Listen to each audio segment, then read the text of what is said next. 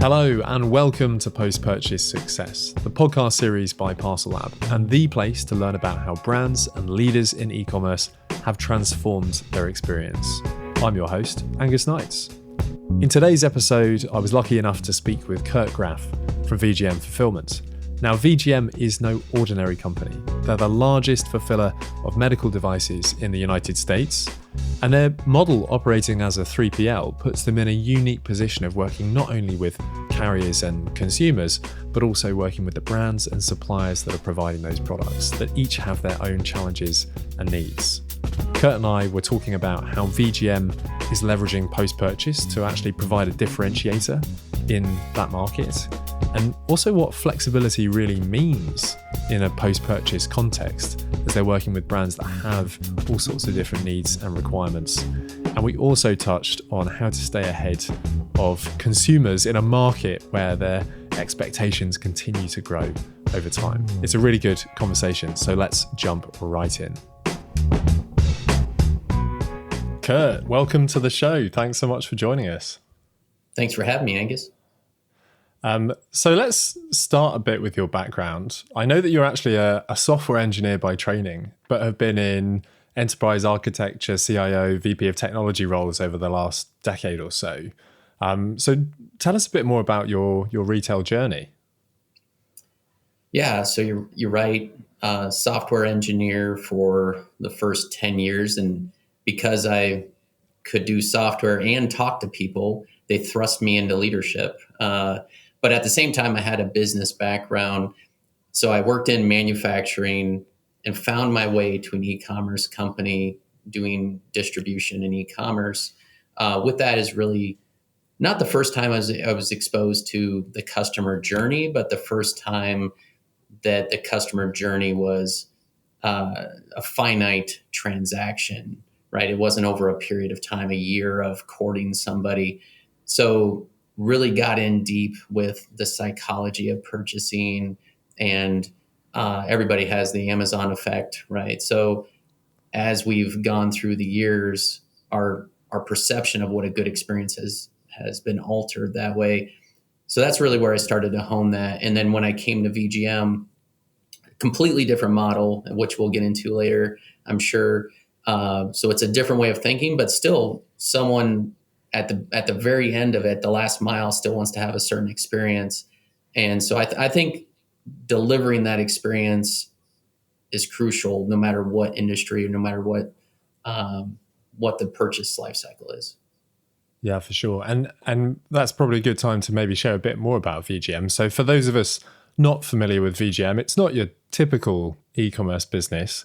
You know, what is it that VGM's kind of delivering, and what makes VGM a little bit different? Yeah, VGM is a medical services company. We don't actually provide any medical services for anybody. So if you're sick, you can't come to us and we help you. We serve a particular niche industry in the United States, particularly, which is the HME and DME. So it's kind of think of, you need a pair of crutches or you need a wheelchair. HME and DMEs do a lot more than that, but that's kind of the easiest way to think about it. So we service that industry within the United States. In particular, the division that I help run is a fulfillment division. We fulfill the majority of the United States CPAP machines, which, if you don't know what a CPAP machine is, it's that Bane-looking device for you Batman fans out there that people wear at night, and it ruins marriages. So we service that. We ship a lot of CPAP machines and supplies to everybody throughout the United States. But the interesting piece about it is the patient who receives the machine and the supplies, they aren't our customer. So we have this disconnect, this air gap between us and the end consumer.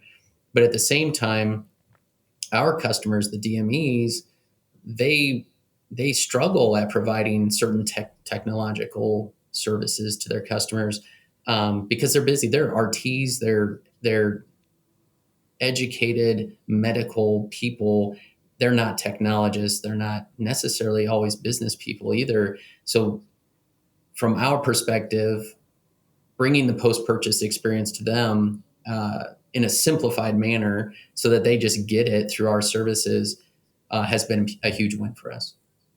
Yeah, no, that's great. And I mean, of course, given the medical context, these purchases are probably in some scenarios kind of quite critical. I mean, life changing. So you're also not only handling the operations and fulfillment for businesses that want to be focusing on maybe the medical aspects and relying on VGM for that fulfillment, but also you're handling that experience with sort of end consumers where emotions are running high. The stakes are high. It's important to provide a good experience there. Yeah, there's not every single person is CPAP life or death, but there are some people that if they can't use their machine for even a night because their mask is broken or something's wrong, they suffer.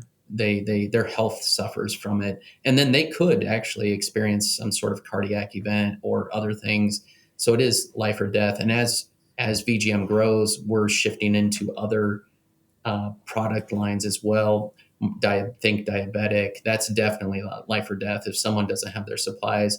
And so it adds this extra interesting layer to the post-purchase. I'm not just waiting on my 24 roll of paper towels to come to me. It's I need this so I can sleep tonight and feel rested tomorrow or not die, at the same time. Yeah, for sure. No, it's a really interesting space. And so in terms of the post-purchase experience, I suppose VGM sees post-purchase as a differentiator, but presumably, from a traditional perspective, a 3PL is seen as kind of moving products, whereas you have this amazing layer of experience that you're also delivering for these different businesses. How do you see the post-purchase landscape? What kind of attracted you to thinking not just about process, but also about experience in this space? So I've been at VGM for about 3.5 years. On like week number 2, I was looking for, okay, where are they at in this journey? After I kind of understood how the order process works, where does this come in? What kind of experience is there for the patients at the end? And really, it was sporadic. It was totally based on our customers, VGM's customers, the DME, their technology ability and their budgets. To be honest, it's not inexpensive to execute a post-purchase platform, especially when you think if each one of them had to spin it up and do it. So as a differentiator, like you mentioned, we embedded it into our offering. One of the hardest things, though, is reminding people that you embedded it into your offering, that this is just something that they get. But it took about 9 months to get people fully engaged in it. We had to reach out to them. We had to explain what it is. Some people had already been down that path. Some people really didn't understand it. They're like, "Oh, but you're not going to charge me?" No, we want to give this to you. Oh, okay, sign us up. And that's where, when we were evaluating post-purchase platforms, parcelLab stood out because I knew that our unique model, I can't control the purchase funnel exactly. And I really don't 100% get to control the post-purchase experience. I have to be flexible. And that's where parcelLab came in. The flexibility early on was the differentiator for parcelLab. And that's why we went with parcelLab. Yeah, no, that's interesting. And we'll definitely, I think, talk a little bit more about flexibility. But you mentioned at the beginning of the discussion, like the Amazon experience and the kind of the Amazon effect.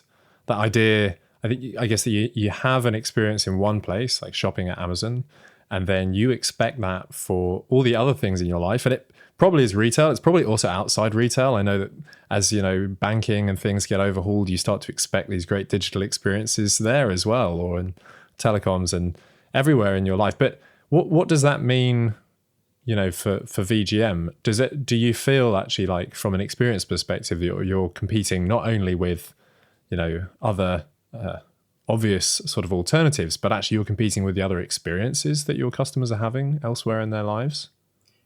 Yeah. Because we're one layer removed, if our customers, the DMEs, are getting a lot of phone calls or emails, upset customers, where is my package? If they're getting that, then they could perceive that there's maybe a lesser than level of service coming out of VGM. So by offering this, not only are they decreasing their operational costs, but we're also improving the perception anyway. We're providing almost the same level of physical service that we always have, but the perception of it is higher, and that goes with people just really want to know what's going on proactively, and if you can prevent a phone call, an email, a chat from happening, then they're happy. It's not that they care if their package is there a day later or not. They just want to know about it. Yeah, yeah. And it's really interesting you mentioned that kind of concept of like the perception of the experience. We've definitely seen in a lot of scenarios that perception of experience is almost more important than, sometimes operationally what's actually happened. Does the Right. customer feel like it was a good experience being more important than, was it fast or something else? And I suppose that applies in this case as well. Yeah, it definitely does. One other unique thing about our industry a little bit is we have around 3,000 DME providers that leverage us. They get paid through insurance. So a lot of times insurance companies are the ones that reimburse them for their activities for the resupplies. There's a lot of rules around all of that. It's super boring, but that adds an extra layer of complexity as well, because there are certain things they need. Well, some providers say, I don't submit to insurance until it's delivered. And some providers say, I submit to insurance when I get a tracking number. And it's completely legal and within the regulation to submit when you get a tracking number. So we also are striving to push our customers to bill differently when they get a tracking number. So that's a whole other initiative on our side, because that relieves some of the pressure. Like, there was a snowstorm, so that package got delayed a week. We find that our customers that are very delivery sensitive, they get upset more than our customers that aren't, because it hasn't been delivered yet. They can't bill insurance for it. So we're always constantly looking at the post-purchase tools, parcelLab specifically, on how can we help take some of the pressure off of us, because our customers won't change their business processes. Yeah, that's really interesting. And definitely, I guess the data that you get providing kind of visibility of that experience gives you a lot of options. Right. I suppose that's quite important as well. Yes. So you talked a bit about flexibility and how that was something that VGM needed from the outset in any kind of solution post-purchase.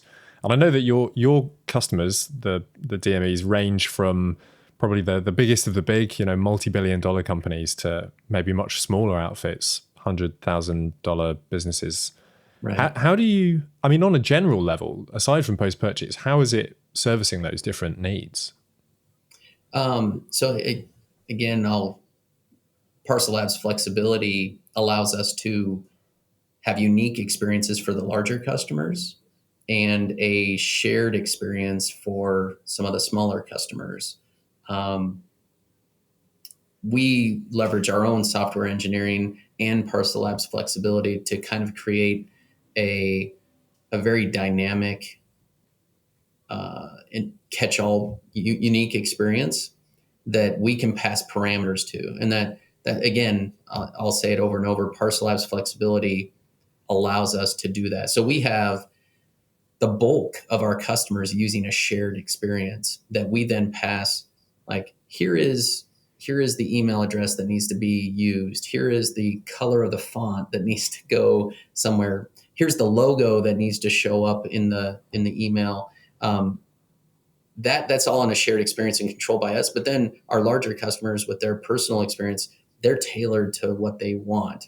And we've taken advantage of that with our key accounts that way, and really made them feel special, and we try to lock them in, right? It creates a certain level of stickiness that in order to, we're not the only 3PL that does this. We're the biggest in the United States that does it, but it doesn't mean they can't choose somebody else. So in order to leave us, they would have to replace that component of their infrastructure that we've taken on and out of their hands for them. They don't even have to worry about it. Yeah, and evolved it to become something actually quite complex and quite personalized for that particular brand, and therefore, there's a lot for them to lose there. Yeah, that's really interesting. I suppose also, I mean, you must feel like larger customers. I mean, we see this pattern, in a reseller context. Larger customers, they do put quite some pressure around their own needs. So having the ability to kind of service those needs slightly differently, it gives you the breathing space to know that you can, you don't have to sort of compromise too much with different customer groups. Right. Yeah, that's exactly right. Yeah, amazing. So from the outside, we talked a bit about VGM's model, and it would be easy as a first timer to see VGM as a kind of a fulfillment specialist, but you are very focused on experience, and I think that's really clear. You said it was, what is it, week 2 or 3 that you joined. You were already starting to think along these experience lines. How do I start to transform some of that? How does experience kind of work within an organization like VGM? Do you have dedicated roles, or is it like collective shared responsibility? How do you sort of start to think about those things internally?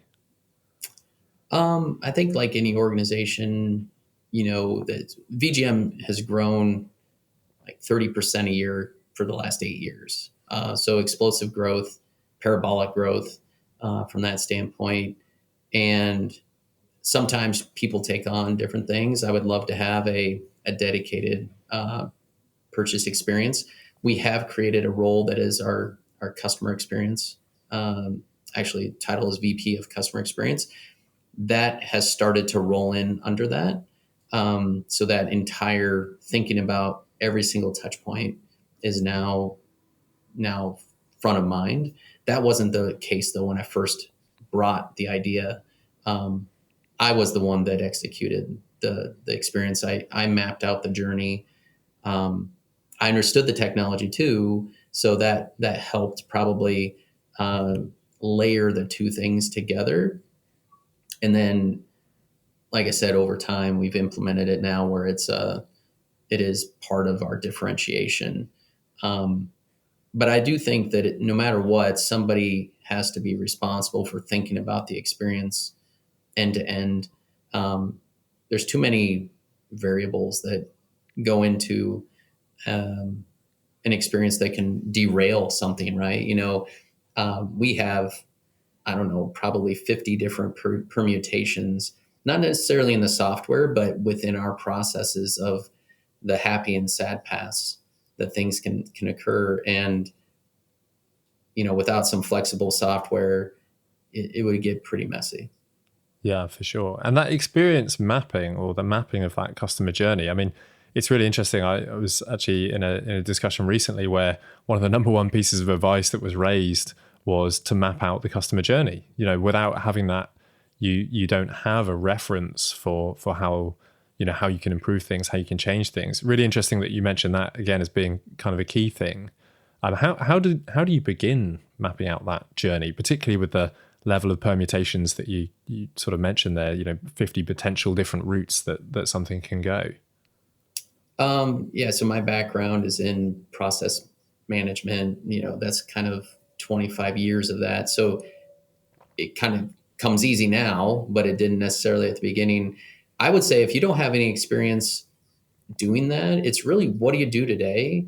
And you get a handful of people that know in the same room, and you start with sticky notes and you just write, here's one thing that you do, you stick it on the wall, you put the next step. And then what the sticky notes allows you to do is move things around. There are technologies that you can leverage to do that stuff too, but the super easy way is just to do sticky notes, and you can really make a lot of progress in that. And the first thing to do is start with what you do today. Don't don't layer in what you want it to do. You have to map what you do today. And then once you feel like you have that, then you can go to here's the ideal state or the future state. And sometimes there's 3 or 4 future states because you can't get from point 0 to point 4, all in one jump. You have to break it apart and say, okay, here's phase 1, phase 2. It just kind of all depends on the complexity of everything. But that's where I say you just have to start with the right people and kind of just put it out there. Yeah. And was that a process that you also then went through kind of specifically in terms of your post-purchase, thinking about where you were, at day one, where you wanted to be in the future, and then understanding how to get to that future state? Yeah, we knew here is the bare minimum offering that we have to go to market with. And it's your typical kind of parcelLab already has a lot of it built out, right? But we said, here's the bare minimum. So we started with that. And then we started to layer in other experiences, other events, business events into it, back order notifications, proof of delivery type things specific to our industry that maybe other people don't necessarily care about. And we started to layer those in. So much so that on the backside within our business, we actually get data back from parcelLab that we leverage internally that kicks off new processes. So parcelLab just isn't a post-purchase experience platform for us.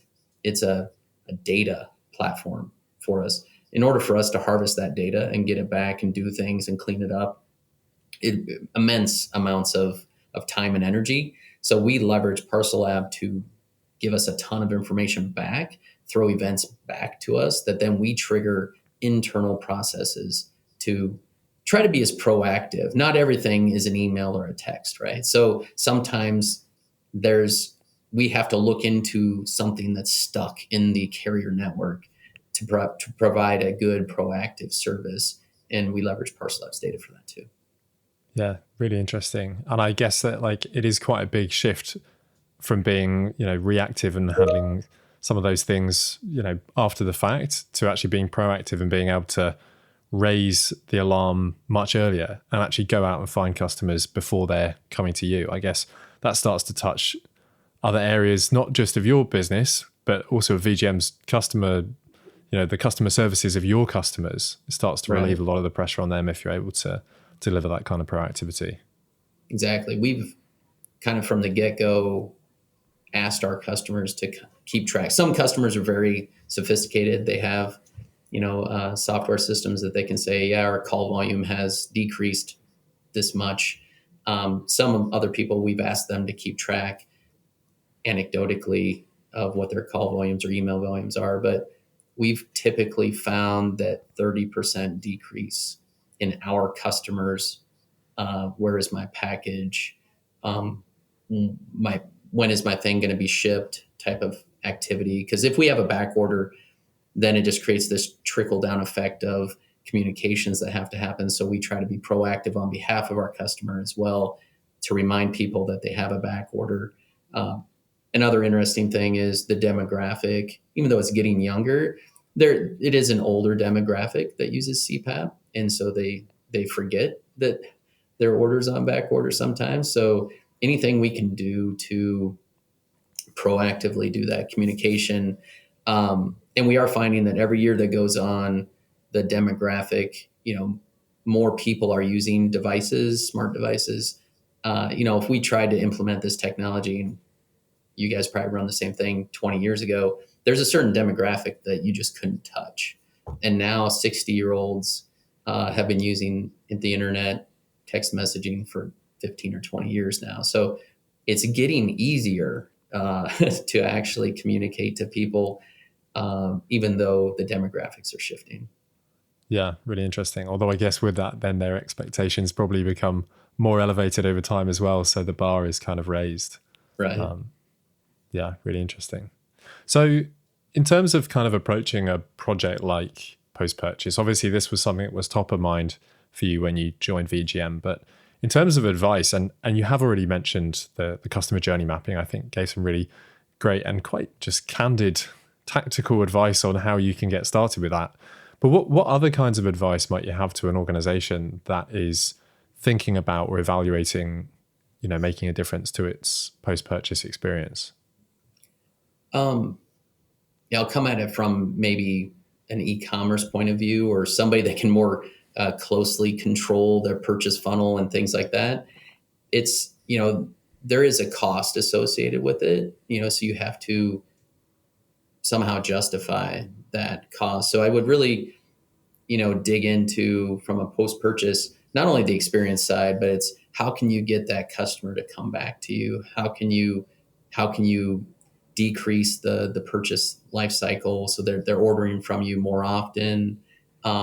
It's not always about service, and that's one thing I miss in this role is we're not selling to the patient. So I don't get to even tap into any of those activities that I used to get to tap into, where we can say, hey, other people like you bought this. And there's insurance and regulatory things that we aren't able to do certain things, even of that nature. But from an e-commerce standpoint, there's definitely, how can you increase sales? There's a revenue generating component of this as well. And then how can you decrease your operational costs within your own business and provide at the same time a great experience? That's really somebody that's rolling it all together, probably the three legs of the stool. Yeah, amazing. No, thanks for sharing that. Great. Well, we're coming towards the end of our discussion, but I was keen to include the opportunity to pay it forwards. In case you have any recommendations of books or resources that you think people might be interested in, maybe it's business books, but maybe it's not, because I know that some of your hobbies sit outside of the business space. But yeah, keen to just offer up the chance to share any recommended reading if it's made an impact on you. Yeah, there's, in any instance or position, even within your marriage or relationships, right? There's negotiating that happens. There's a book called Never Split the Difference, and it's by Chris Voss. You're shaking your head like you've maybe seen or heard of it, but I have read it. It's a great book. It's a great book. It's like Jedi mind tricks, for negotiating. So I recommend that one to probably every single person that listens to this. Fantastic. A great recommendation. Yeah, would totally agree with that. Amazing. And finally, if anybody wants to contact you with follow-up questions, maybe they're interested in learning more about VGM or working with you in some way, are you happy for them to do that? And if so, what would be the best way? Yeah, they can find me on LinkedIn, Curt Graff. Can't always promise that everything's updated and I have time. I have 3 children at home and not a ton of time to social, but anybody can reach out, or they can go through parcelLab and they can connect them to me as well. Fantastic. Amazing. Well, thanks so much, Curt. I've really enjoyed this discussion. So we really appreciate you joining us on the show. All right. Thanks, Angus. And to our listeners, we hope you've enjoyed this episode. Make sure you subscribe to us on Apple Podcasts, on Spotify, or wherever else you may listen to your podcasts, because we have new episodes coming out all the time. And if you would like to learn more about all things post-purchase, then you can visit parcelLab.com. But for now, thanks for listening, and we'll see you again soon.